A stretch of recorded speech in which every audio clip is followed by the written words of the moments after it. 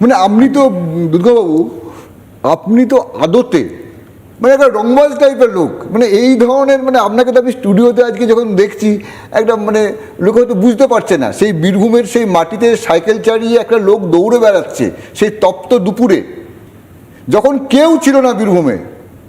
সেই সময় থেকে আপনার লড়াই। তাই 88 সালে তখনও বিজেপির কোনো নামগন্ধ নেই। ইন্ডিপেন্ডেন্ট ক্যান্ডিডেট হিসাবে আমি এবং আমার এক গ্রামের অন্য একজন বর্ষিয়ান ব্যক্তি হারাধন মণ্ডল,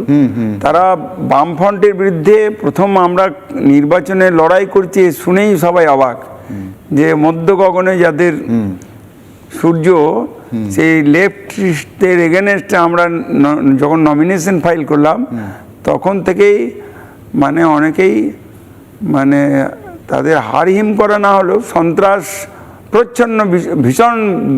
বড় সন্ত্রাসের মুখোমুখি দাঁড়িয়ে আমরা নির্বাচনে লড়েছিলাম এবং সাংঘাতিক ভোটে জিতেছিলাম 1988 সালে।